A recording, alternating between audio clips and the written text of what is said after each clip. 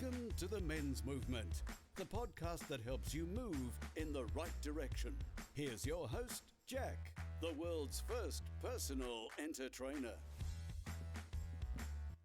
Hi guys, thanks so much for joining us here in the Men's Movement, and you're coming to us where I've just completed our 10 things I've learned whilst training over 1,000 clients. I've trained people over 4 decades, and I've released this series of 10 things I've learned after training 1,000 clients. And I'd like to share with you number 11 if I could, or is it a prelude? Is it number 0001? Because it's been 40 years over the last 4 decades, like I said, I've been training people.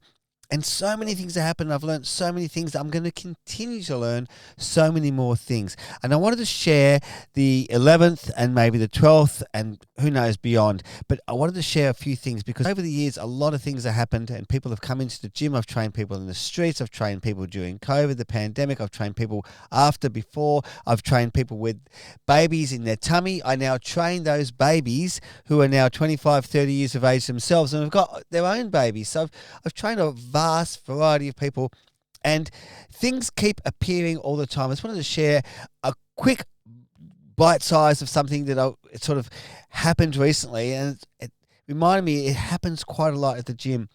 People say it's amazing how much weight they've lost. They're commenting on their friends, people they see on TV and magazines and books they're reading. Isn't it amazing that people have lost so much weight? And I wanted to comment about that because I'm not sure if it's amazing that someone's lost 50 kilograms of weight. I know they've done a awesome effort. Well done. You did a fantastic result. You've lost 50 kilograms. You're probably feeling healthier, stronger and all that. I'm not discrediting all the effort you put in. I'm not discrediting anything you've done over the last 2, 3, maybe 5 years to lose the weight.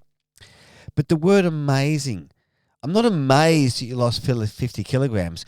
I'm more amazed. We should be more amazed and concerned that they put on 50 kilograms. When did the society think it was okay to be that overweight? It's not. There's no condemnation here, but surely there's a spot in their life where they go through. They've put on 10 kilograms, 20 kilograms, 30 kilograms, 40 kilograms. Where does it stop that it's like not amazing anymore? How could you wake up one day and suddenly realize, oh my God, I'm 50 kilograms overweight? No judgment. It's just that, is it really amazing that you lost that weight? Because it's almost amazing you got there. And how you got there shouldn't be belittled, because most people will get there for very common reasons, and they're common in a lot of things. Psychologists mentioned something will happen in someone's life and it'll be a tipping point for something. And that tipping point could have been they might be into over-exercising. They might be into drug taking. They might be alcohol. They might be into gambling. Some people are in promiscuous sex, dangerous activities, driving fast. And some people overeat. Okay? But the amazing thing wasn't the fact you overate to get to 50 kilograms overweight. The amazing thing is what happened. What happened to trigger that event? Because when you can solve that, when you can find that event, and without triggering you right now, when you can find that event and get help with that, then you get the results. It's not amazing you got these results because you got the help you needed. Excuse me, I'm just going to turn my phone off. Apologies for that. Just pause this now. So as I was saying, it's not like they did anything amazing to lose the weight. How do we lose weight? We eat less food, tick, and we do a bit of movement. That's not amazing to do. That's not challenging to do. Eating less food is not a challenge. Doing some movement, that human beings should move. Human beings are built to move. They're not meant to sit around all day and do nothing. These computers and desks and things I'm sitting at right now, it's probably one of the worst things that's been invented in the last, 20, 30, 40, 50 years. This is not the way human beings were supposed to be. We're supposed to move. We chop wood, we collect stuff, we move around, and then we lounge about the place. We weren't meant to sit around all day at our desk for 8, 10, 12 hours a day and then come home and sit with an iPhone or some sort of device, some thing, and sit more and then watch TV and sit more. This is not normal. That's probably the amazing part. Is what's happening with our society. And the amazing thing is the overeating. But you've got to work out why you're overeating. Because once you can find out why you're overeating, then you can get your results. It's easier to get your results if you can find out why you're overeating. There's no such thing as a person who's overweight for no reason. It's not like you. Yes, you might manifest as a person who's overweight, but the thing is, you've got to take responsibility and say, "Oh, it's not that I'm overweight; it's I overeat," and then find out why you overeat, and then you'll be on your way to helping yourself. If you want to help. This is for people who, what I said, I've noticed over 4 decades of training people, and this is what happens. People come in and say, "Oh, well, isn't it amazing? I've lost this much weight, or my friend's lost this much weight." I don't find it amazing they lost it. It's quite simple to lose. You change your food, eat less food, take in less energy, and you expend a bit of energy. It doesn't mean you have to start running a marathon. It doesn't mean you have to join a gym and work out for 5 days a week. In fact, I run a program where you can lose weight without doing any exercise at all. I call it the No Sweat Weight Loss Program. So if you want to be part of that, feel free to drop me a line and comment about that, because it's not, you go to hospital. It's not like you go to hospital and apart from people who are sick in hospital, but let's say an injury like an arm injury or a knee injury, if you go to hospital and you're there for 2 weeks, you usually come back and you've lost weight. You haven't done any exercise while you've been in there. It's not like you've marathon run and you've gone to the gym every night when you've been in hospital. The fact you've lost weight in the hospital might have something to do with the less food you're eating. So don't kid yourself that it's amazing you've lost weight. Losing weight is really easy to do. The amazing thing is you're putting on weight in the first place.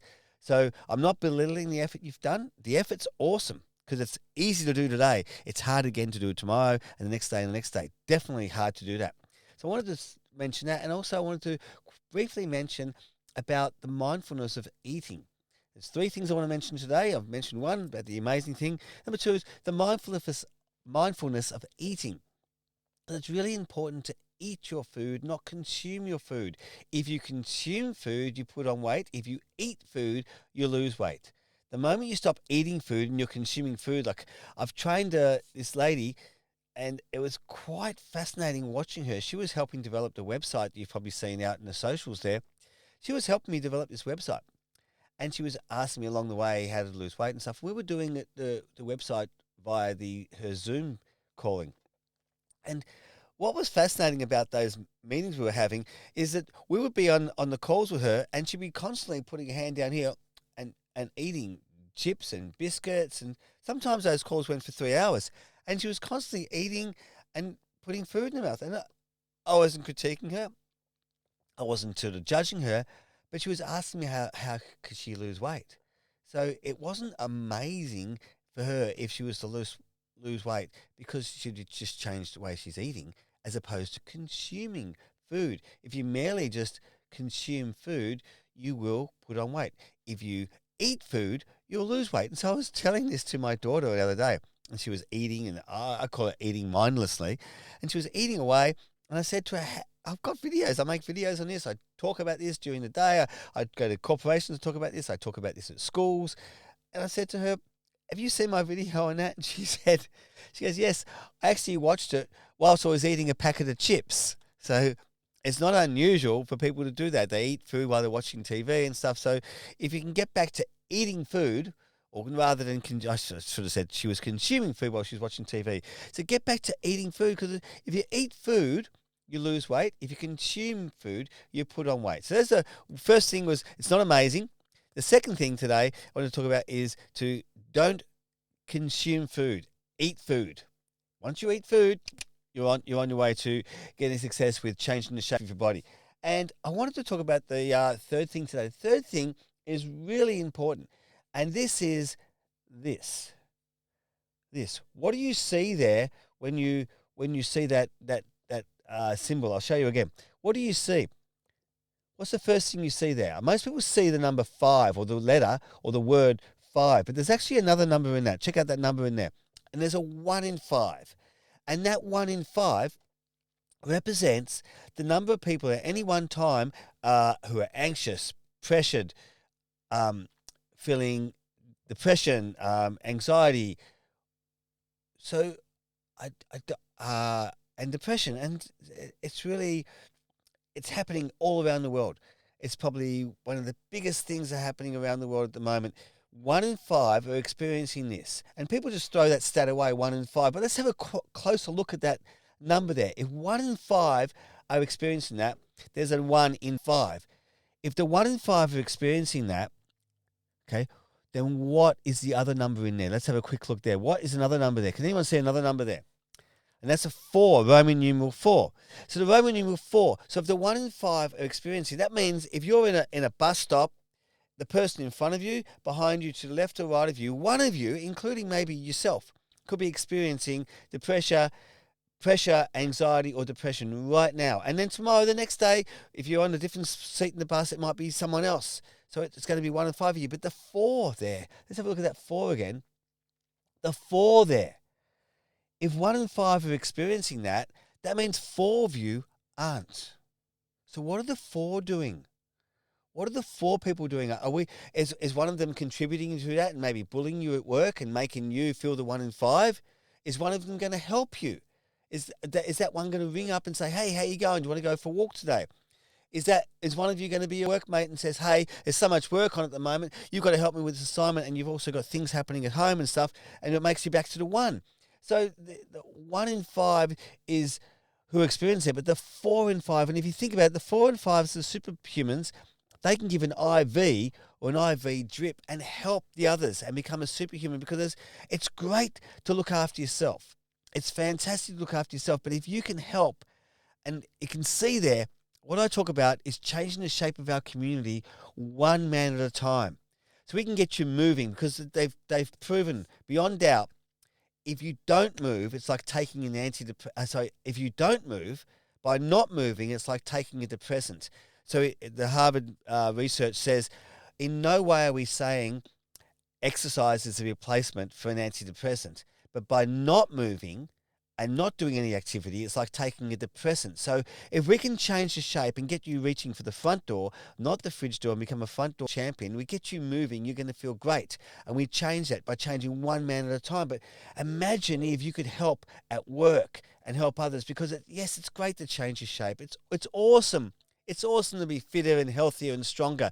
But what about the whole community? What about everyone? Imagine if we could help more than just one person. We help all of you. So that 1 in 5, we can reduce that fraction down a bit. Wouldn't that be awesome? And change the shape of the whole community. And not just physical shape, but emotional shape of the whole community.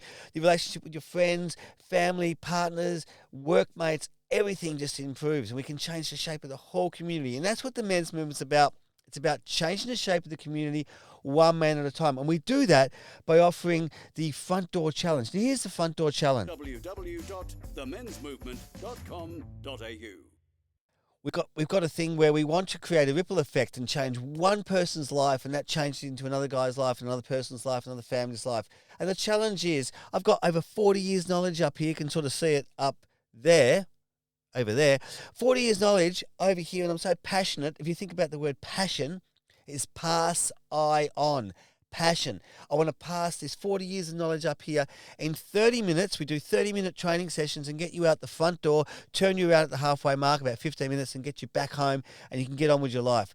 And I do this, and I want to create front door champions. And it's really important, I think, for you guys to become front door champions, so you can share the word and share the experience you've had as becoming a front door champion. That's what I do here in the men's movement. Over 40 years of training people, and I've discovered so many different things. You've watched the 1 to 10. Now this is the 11th. So the 11th thing today is, it's not amazing that you're overweight.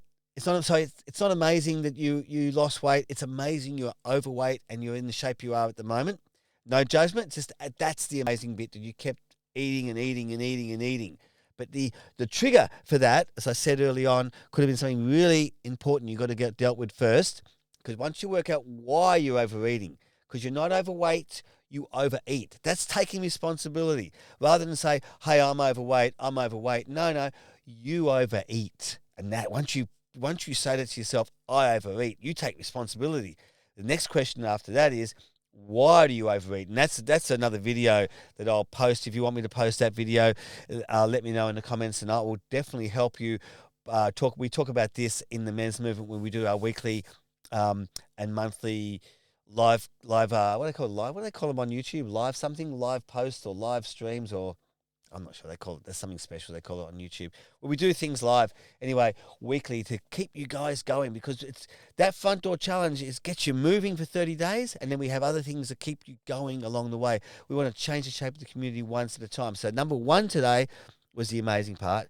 Number 2 is the mindful eating. I want you to eat your food and not consume your food. It's really important to eat food, not consume your food.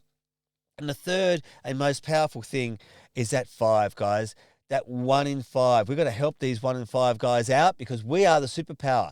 We're the 4. We are the part of the superpower, and we're that proudly. We are number 4. We're 4 in your chest, and because one day you're going to be the 1, and the next day you'll be one of the 4. And when I say reach out to others, it might mean, hey, at work, you notice someone at work feeling a bit down, say, hey, dude, how about tonight I text you, and at 6 o'clock, let's both go for a walk. You go for a walk out the front door, and I'll go for a walk out my front door, and I'll text you to say, let's get going. Rather than go, hey, are you okay at work? Yeah, I'm okay. Okay, we'll see you next week. Bye.